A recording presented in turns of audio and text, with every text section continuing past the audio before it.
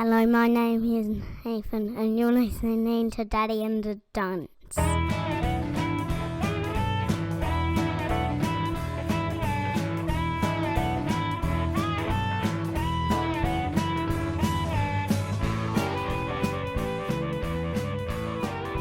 Hello and welcome to Daddy and the Dunce, episode 9B. Why 9B, you say? Well, we just recorded 9A and we forgot to check that the sound was recording, so that episode has been lost to history. We are, of course, a podcast looking at the trials and tribulations of parenting, and I think forgetting to press record probably this day and age doesn't fall into that category, but certainly when we were growing up would. We look at stupid stuff on the internet and summarise it so you can have a laugh with us or at us. My name's Ashley, and with me is my brother-in-law, Mark. Hello, again, twice. Hi, Ash. Now, I've got to tell everybody out there listening, I have just been really funny and just nailing the last 20 minutes. So if I feel a little bit flat now and you're like, this isn't very good, that's the dunce's fault over there. Yeah, we actually made, lots of jokes, and the CIA came and shut us down. That was part of the agreement, was we had to make out that we just lost the episode, whereas they actually deleted all our files. Absolutely. Yeah. Yeah. Too much COVID chat, and we did chat a little bit about COVID, because, it is affecting a lot of people in Australia still, and I've got to say, I shout out to the people I know in Victoria, who are doing it pretty tough. We talked about Bunnings. How did we get onto Bunnings? I said something about... Oh, yeah, no, that's right, because Conspiracy Karen... Yeah. Had this great idea and wanted to push her political views, and then Australia went, don't fuck with Bunnings. That's where a lot of dads go. That's our people. So don't fuck with us, Karen. We're already hurting that we can't go on a Saturday morning and get... Okay, this all started pre-COVID when Bunnings went, health and safety, the onion has to go under the sausage. And things just went bad from there. And then they said, look, I'm sorry, we have to ban the sausages. And then Karen went, I know, I'm going to mess with Bunnings staff. Dude, we get minimum wage. Go away. I don't have to take this from you. I think we both know that you're the father here, because I had no idea about the health and safety Bunnings sausage thing. That was all over social media. I mean, I don't have kids. I haven't woken up early enough on a weekend to get a Bunnings sausage sizzle for about 15 years. So, I mean, I'm sort of with this and I'm doing this podcast, but I'm not a dad. No. Officially. No. Yet confirmed. Well, who knows? Yeah, you went through the drive-through testing the other day and the DNA test came back inconclusive. Well, I mean, I hope there's no little mays out there. Hopefully Professor Speria doesn't get up tomorrow and confirm the results of the DNA test. That went over my head. She's the person in SA Health that gets up every day and tells people how many new coronavirus cases there are. Oh, that's nice. Yeah, she doesn't announce birth deaths and marriages just yet. Yeah, I only went on a few dates with her, so... So, Mark, this is the part of the show where we do the Dad Tales. Might solve a mystery or rewrite history. Dad Tales. Woo! We nailed that. Awesome. What have you got for us? Absolutely. So this one, I think all the people in Victoria that have nothing to do and they're around everything would be around this. But probably nobody else is, unless you're on Reddit. But basically a dad has confessed to giving away his daughter's pet dog. So he's given it away. It's genuinely, he's not just threatened and he's not gone out the back and put it down. He's given away a good, healthy dog. What? You can't really flush a puppy dog, can you? No, you can't. You can't. It's not good. So yeah, do you have any opinion on that? How old was the daughter? Okay, it doesn't actually say, but she was old enough. It was her dog. I'm guessing she was somewhere between 15 and 25. Okay. Well, that's from what the article says, What wasn't sort a of child. What sort of dog was it? Didn't say. Okay. It was a golden lab. Nah, bad move. The dad would have loved it too much. Yeah, well, that's a lot of dads do fall in love with dogs after being no, let's not get a dog. But let me give you some more information on this so you can sort of make a real decision. She got the dog. She obviously begged for the dog, got the dog. It was her dog, not a family dog, her dog. So basically, she takes it for walks, she feeds it, she does everything for the first few months, according to the father. And then he all of a sudden finds out, well, he doesn't all of a sudden find out, he starts getting home, it hasn't been fed, it hasn't been walked, this goes on and on. I'm guessing he goes through lots of warnings and said, look, I'm going to get rid of this dog. Then final story is he starts to get word from neighbours that they've been seeing her when she does walk the dog once every 3 weeks. she's not picking up after it. Yeah. And he's like, you know what? I get home at 9 o'clock at night. I'm not walking and feeding this thing. We're giving it away to friends or somebody. Bam, what's your feeling? Good dad, bad dad? I kind of think she's lucky she survived that long with him if he's going to be willing to give away a dog like that easily. Well, exactly. If she is 25, she's not going to be living at home much longer. I don't think so. I think that's the thing there. That like, can you imagine, like, she forgets to flush once and she's kicked out of the house? Absolutely. I think my take on this one, good dad. You reckon? That's a good, strong lesson there. Oh. I mean, as long as he's not, like, just done it and she's like, oh, I didn't think it was serious. But, I mean, you walk your own dog. Yeah. True, but it could also be, could the dad do it himself? Yeah, well, that's what Dad said. He got home at 9 o'clock at night. He was doing it, but he never wanted the dog. He didn't fall in love with the dog, obviously. It might not have been a golden lab. Could have been a Shih Tzu or something like that. True. Little yappy thing. Yeah, but basically, I feel it's a good lesson there. Yeah, I don't know. I still think... But you're the dad you think's too harsh? I think a dog's a dog. Dog's a lifetime investment. Dogs aren't Christmas presents. They're not toys. Well, I think... You got to make the commitment. But if you have somebody that can... I absolutely agree with that. And, like, all those people that just dump their dogs and that... Yeah. Absolutely not. But if he had a good family that he had to go for the dog, then, why not? I'm with, there's a big campaign to go and get a dog from the pound instead of one from a breeder. But, see, I don't think that fixes the problem myself, because the dogs in the pound are ones that have sort of been taken and given away. Like, we need to fix that behaviour before it even gets to that point. We need to stop the pounds getting filled up with dogs. Instead of getting people to go and get them from there, we need to stop the behaviour of people being able to drop them off there. Absolutely. I can't believe, I just can't fathom why you would ever want to get rid of a dog. No. Unless you were, moving into an apartment or moving interstate or something like that. Yeah. Do you reckon dogs have to quarantine if they go over the border at the moment? Actually, I did read earlier today. I literally don't know. When I was supposed to work, that apparently a dog in America died of COVID-19. Really? And I'd heard that this might not have been on the NewYorkTimes.com. This might have been on this is a shit website.com.au. But anyway, the might have been on news.com.au. So you know it's very questionable. Yes, the biology of that kind of scares me. That's how one of the previous SARS epidemics apparently started, was that a chicken had the flu and a human had the flu, and they both gave it to a pig, and then it mutated inside the pig, and then it went back to the human, and that's how the bird flu started. That'll never make it air. Oh, that's definitely making it to the air.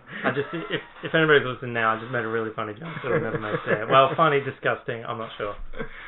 Oh, I think that's it for Dad Tales. I think so. So, in this next one, we've got Defer to the Dunce. Now, I'm not going from a message that we got, but I'm actually going from a viral video that one of our listeners has posted online a while ago, and about every 12 months, I think it's probably a few weeks before her baby was born, this video keeps popping up of her doing a real booty dance, trying to bring on labour. Okay. So my question for you is, what's the best way to bring on labour? Oh wow, I wish I had sound to it, but there's this song that you might have heard. It's the Baby Daddy song. It might even be the video. I don't know if I know. And I'd say, yeah, just dancing. Just dancing? Just dancing. Or, from Friends, curry, hot food, Yeah, that one came to mind. And sex as well. According to Friends, this is all Friends stuff. I'm not sure. They're not the Friends, the TV show, not my friends. Your friends. Just tell me this stuff. It's sitting there with a pregnant wife, and they're just hang on a second, we just want this labour to come on. Yeah, absolutely. We'll be back in, yeah. But no, there's the other one is going on a motorbike. Okay. I've heard that bumpy stuff seems to be. I don't know if that would hurt the baby or not. I know, right? That's all these things. I'm hurt the baby.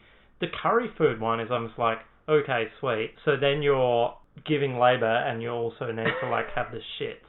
Well, basically, wouldn't that be disgusting? Apparently, pooing yourself is quite common when the baby's born. It's you're basically born into the world with poo on you. Yeah, but so you don't want curry, do you? Well, do you know what? At the end of the day, I think you're just I'm over it, and you're not really going to matter. I suppose I'm not sure. A lot's going on down there. You might not be able to tell. I think sometimes I fart, and I'm not sure if I farted or shat myself. Well, I did remind you. Very, very rarely, by the way. When I was tucking Nathan in, and you thought I was still out of the room, and I came back in and you farted, that I did. I did catch you on that one. That didn't happen. I think probably trying to induce it naturally is a good thing because, look, I think I remember this is true, but so when you do like the pre-baby classes, are they antenatal? Prenatal? Prenatal? Oh, I don't know. Whatever. The ones What's like we... antenatal? Never heard of that. It might be a thing. I don't know. Anyway. Lamaze? Is that a thing? That it is a thing. I don't know what for. That's where What's they the do thing like... where like... Is Le Mans like the 24-hour motor race where they like drive around? That's Le Mans. Oh, Le Mans. Okay, we'll close. So what's the thing where you're like... Le Mans is like a 24-hour labour, maybe? Oh, okay. No, I don't know. What is that called then? I'll look it up while we're talking. So, like, I think I remember. So, I think the night they talked to us about when you might get induced also happened to be, like, the night where they let us test, like, the happy gas. And so I don't remember if this story is actually correct, but I think I remember, like, if they have to...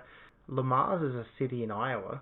If they have to induce the baby, basically like a big, long knitting needle with a hook on the end, and they just, like, pop it? Well, no, yeah, it could be.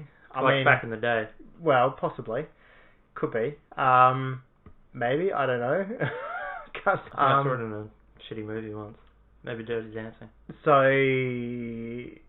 I may have been wrong with that story, but I think that's how they do it. Am I wrong with Lamar's classes? What am I thinking? What's going through my head right now? I couldn't find it. Both our boys, so like, one came 2 weeks early and Hamish was like 6 weeks early, so we never had to have this whole like how to induce labour.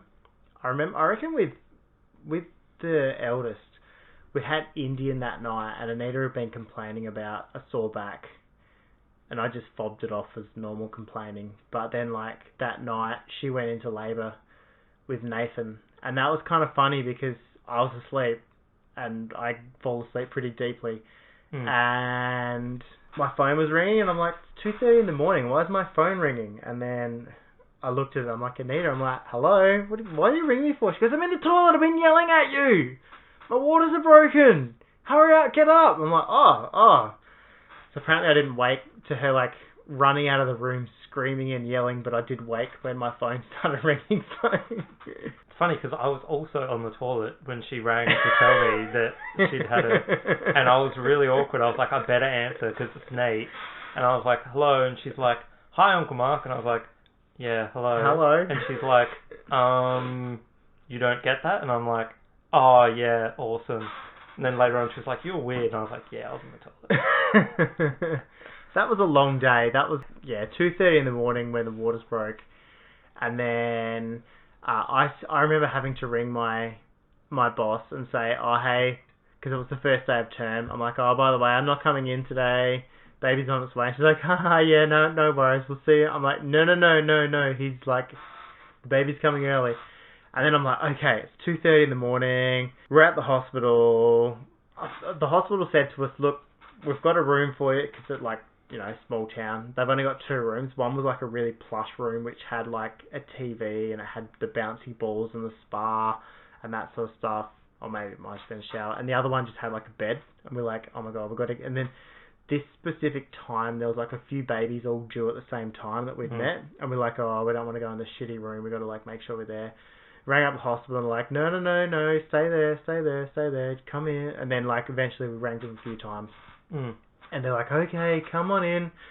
So we've just been like sitting around and just waiting. So we finally made it in there, and that was maybe 10 o'clock in the morning or something.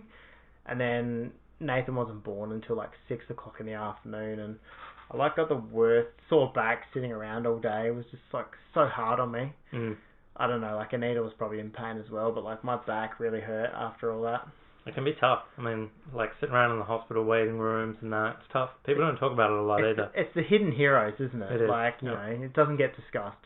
Yeah, absolutely. They did bring me sandwiches though, that was nice. They brought me a couple of sandwiches.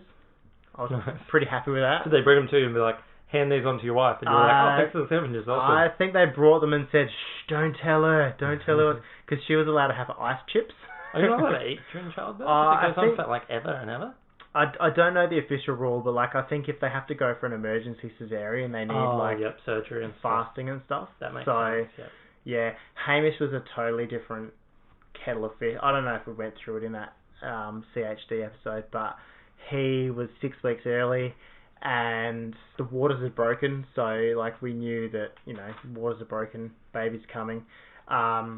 We got to the hospital and they were like, okay, yep, no worries. Well, he's 6 weeks early. We don't deal with that until 37 and a half weeks here, so we're going to send you off up to town. We're like, okay, cool. There was literally, like, we were literally one ambulance away from getting a helicopter ride to town. I was so disappointed because they got an ambulance in from about 45 minutes away. If that ambulance hadn't have come, would have got like a helicopter ride. So I was a bit disappointed. 6 weeks. How much like hot curries were you eating? Oh, I don't know what Just was too going many. on at the time. Yeah. Too many hot curries. But that and was funny motorbike because rides. like I'd 10 o'clock in the night, got in bed, and then like 11 o'clock the waters broke, so I literally hadn't got to sleep that night. And then No, I get what you mean. And then you went through the whole night. Yeah. I've been in bed for an hour. Yeah. And then so like we had to wake Nathan up and hand him to your parents, and he didn't even know in the morning that they'd been like transferred between cars and stuff. He's like, That's pretty funny. hello grandma, hello grandpa. And then like we were up there and he was born like quick smart. I got to push like the fancy, like, because the nurse is like, oh, they didn't believe us that she was in labour and like the baby was coming soon. And then we got to push like the red button. She goes, okay, look, yep, no, I think it's happening now. Push the green button. She goes, oh no, the yellow. Actually, no, push the red button. Like, I just felt like I was like Batman or something, because like I hit the red button and all of a sudden like 11 doctors and nurses and stuff all ran into the room. Damn, red button. And they were basically like, just get the fuck out of the way, this is our job now. Sweet. And then he came out, it was all good, bit of oxygen, but like just to check, and he's been a little boss since the start. So Yeah. Nice. So I don't know, what's the best way to bring on labour? I don't know, it just happens normally, doesn't it? Exactly. It just happens early. You got to like, it's not trying to bring it on, it's trying to delay it. Yeah, well, exactly. For you, yeah. Probably like need some outside expert from somebody that's gone after the date here. I have heard stories of babies that have come out like fully overcooked though. They've got to like heaps far past their due date and they start getting all wrinkled and they just like take up so much space in there. But one of my friend's nephews just had the most awesome hair, like Elvis. Thick, just crazy, looked like a little baby Elvis. That was pretty cool. I'm guessing he probably wasn't prem. No, probably not. Probably not, absolutely. Have you been watching many sports recently? Oh, I have got back into the NBA. Absolutely, that's right, folks, because basketball is back. Live sports from America, that's right, NBA, baby. And there is only one place to catch every block, every three, and every slammer-jammer. That's right, NBA League Pass. Now discounted for the rest of the year. Go to nba.com/league pass for further details. Is there like, do we get a cut of that? No, I just wanted to feel like it would be like having an Android. To have like an actual sponsor giving us money to do this? How good was it? Felt good. I might see if I can like cut in some music in the background and like sound all professional. Absolutely. I sort of put threw that on you there. So, Googling this week, what have you Googled by Grug. Absolutely. So what I've Googled this week is a few hypotheticals for you. Oh, just wait. Can I just say, actually, I'll just say that later. This is two just waits now. Just wait. Okay, so instead of Googled by Grugs, we're going to have some hypotheticals or would you rather, and we're going to have a little bit of a dad twist on these. So you ready for these? Perfect. Ashley? Perfect. Let's Okay. So would you rather drink your child's backwash or eat their chewed food? That really comes down to what they've been eating or drinking. Okay, let me just say... Okay, no. I'll give you an example. It's probably the food. Last night, the boys had shared like a Berliner for those like interstate... No, it's a Kitchener bun. A jam-filled pastry. So it's like a donut with cream and jam. Yep. And I'd packed up the table... And there was like a bit of Kitchener left on Hamish's, and it was like half eaten, so I thought, no worries, I'll just grab it. And like it turns out he'd been dipping it in his tomato sauce, so it was like soggy with tomatoes, and I still ate it. Interesting. So chewed is better? Chewed food. I don't think I'd go chewed backwash. is better. Like backwash is just like, because you can see like, it's pretty much the same thing we're dealing with here, but the chewed, it's like there's more flavour. Water is just disgusting. Yeah. Okay, would you rather wake at 2 a.m. to find that your bed is soaked in their pee or deal with an accident at Kmart? Probably an accident at Kmart, because I wouldn't be there if I wasn't with Anita, and I'd be like, look, I'll look after Nathan while you guys do with this. Okay, that's fair enough. No, good. Actually, that. Oh, do you know what? I've just come up with a new dad hack, and Yeah. it's based on that. So Okay. the one that I had planned, I'll put off till next week. To all the single dads out there, sorry, but I feel like this dad hack might be No. biased. Oh, you're not going to share it now. This is a dad hack that will help if you wake up and your kids wet the bed during the middle of the night. Bam. So keep listening for that. Babysit a kid who hates your kid, or go on a play date where you can't stand the mum or dad. Don't like play dates. I'd babysit the kid. The kid that hates your kid? Yeah. If I was babysitting a kid that hated my kid, I don't think I'd give them the care that they really deserved. I'd be like, look at him balancing up really high. The whole socialising thing and having to be... I've been pretty lucky, just in case any of Nathan's friends' parents are listening. I've been very lucky and I've got some pretty good... He's got some pretty good friends with pretty good parents. I'm not a big socialising person. I'm not like someone that can actually put myself out there and talk to other people willingly that I don't know. So like that just doesn't do it for me. I disagree with that, but we'll move on. Okay. I don't really know anything about teething, so I'm not going to go with that. No, do that one, because we had to look at his teeth tonight, and... I didn't look. But anyway, take care of a teething 6-month-old or a teething 18-month-old. 18-month-old seems to be a little bit... Well, with Nathan, he's like, what did he say? He's like, owie, and we looked and like his 4 molars, or not molars, but like his 4 like teeth before those had all come through. Yeah. And he's like, my mouth hurts, and that was it. As a baby, they shit themselves. Yeah. They vomit.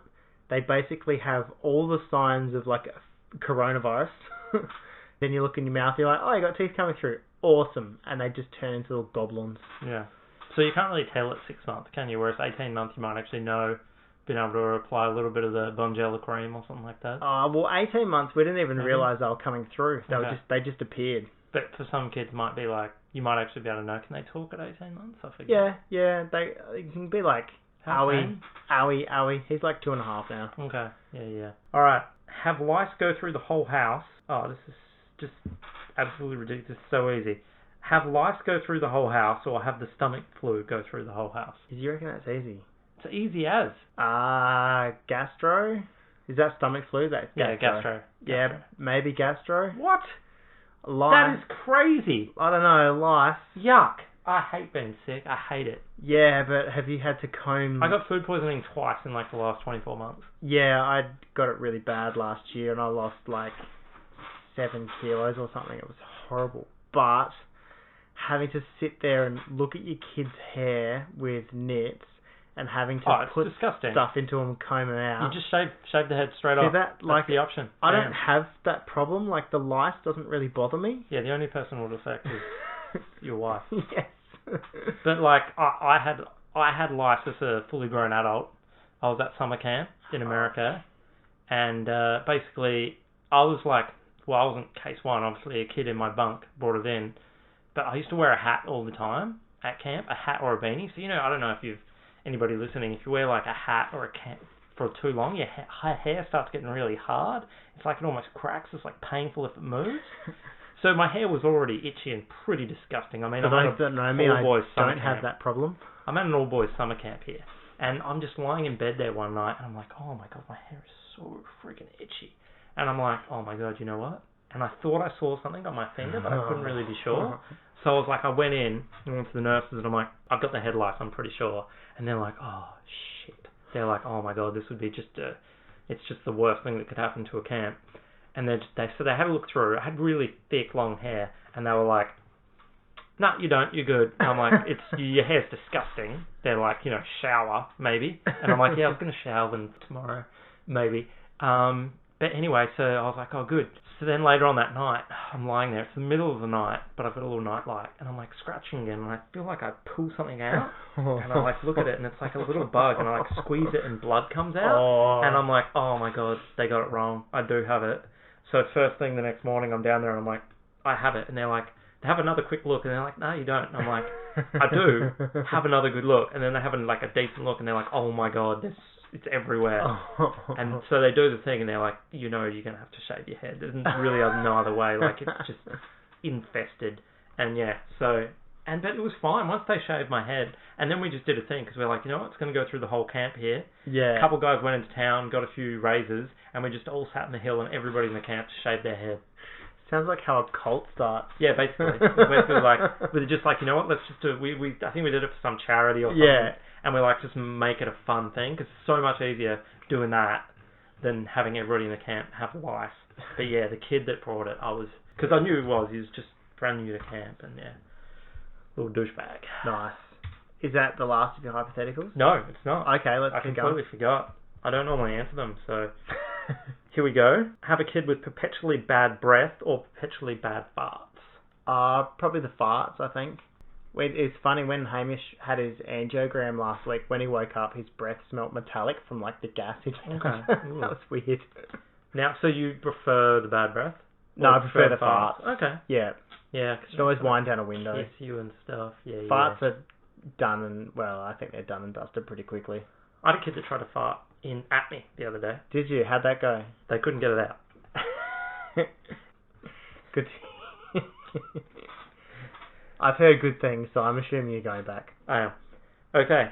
How's this last one, alright? A little bit still parenting. Always have Lego all over your lounge room floor, or always have Cheeto dust all over every surface in the kitchen. Lego. Lego. Yeah. But I'm talking like there's Lego there, you sweep it up, you leave the room, you come back, Lego's there. Like it's there. Just talking about it's always there. Is it just one room? Just one room. I could avoid that room. Yeah, just one room. I just avoid that room. Okay. Yeah. But you have people, you can't really ever have people over or anything like that. I'm okay with that. Okay. Alright, ready for the last one? Yep. Non-parenting. Would you rather peel all your nails out of your fingers or pull all the teeth out of your mouth? So basically pull all your nails off or pull all your teeth out. It's got to be much more painful than nails. I mean, that's just like you pull a little quick out and it's like so painful. Yeah. Although like they do go hard though. You don't get a nail, but they like kind of scab over. Actually, I don't really know your teeth don't grow back though. Yeah. What if they could grow back? They're going to grow back within 2 weeks. Does it changes anything? I don't know. I've had dreams where like my teeth have fallen out, or like I've like squashed my teeth out. Actually, taking your teeth out can be pretty painful. I had a couple removed recently, my wisdom teeth, and that was fine. And they were like literally drilling and like hacking, and the doctor had to put his hand on the bench and like wrench and stuff, but I couldn't feel anything. Yeah. So in my mind, I'm like, it's not painful, but it probably would be painful if I didn't have the injection. General anaesthetic, normal process of nails growing back, teeth not growing back. I'd go fingernails. Okay. I'm going to go, I'd prefer to pull my teeth out, but only if they grow back. Yeah, fair enough. But that's just me. Fair enough. Alright, Dad Hack of the Week. Bring it. Going on from what we said before, kid wets the bed. Perfect plan. So like you can get those waterproof mattresses that you put on, and like the wee doesn't soak through the mattress. You know, that's good dad level, is to have one of those with like a fitted sheet over the top. Yep. Boss dad level, have waterproof mattress sheet, waterproof mattress sheet. Kid wets himself in the middle of the night, rip off the top waterproof mattress of the sheet, put the quilt back on, straight to sleep. Bam. Don't have to change a mattress in the middle of the night. That's not bad. And then you still always have the backup one pretty much lives there, because then, you know, you wash the other two, put them back on the top of that one. Yep. So like it stays there. Chances are they're probably not going to wet the bed or vomit in the bed twice in one night. So you've got it like good to go. You can get back to bed quickly. You're not mucking around trying to put a fitted mattress on, fitted sheet on in the middle of the night. Done. Nice. It is very creepy though when you're sitting there at 3 o'clock in the morning and you feel a tap on your shoulder and you look up and there's like a little person just looking at you. That scares the shit out of you. Well, imagine how much it would scare the shit out of me. That is true. Alright, thanks for listening everybody. Might be our longest episode ever. How to contact us, get in touch. Ashley's Insta is at try.ash.leet. My Insta is at grug_grams. You can email us at dad.dunce@gmail.com. Yeah, subscribe, give us a rate and review, ask questions. I will say, if anybody actually knows where I'm coming with this Lamar's thing, like, just let us know, because I have no idea why it's in my head, and Ash seems to think it's rubbish. It's some town in France. So yeah, thanks for listening, and I think Ash might have a joke for us. I do. So Mark, how do you weigh a millennial? Scale? In Instagrams. It's not bad. It's alright. Bye everybody. Bye.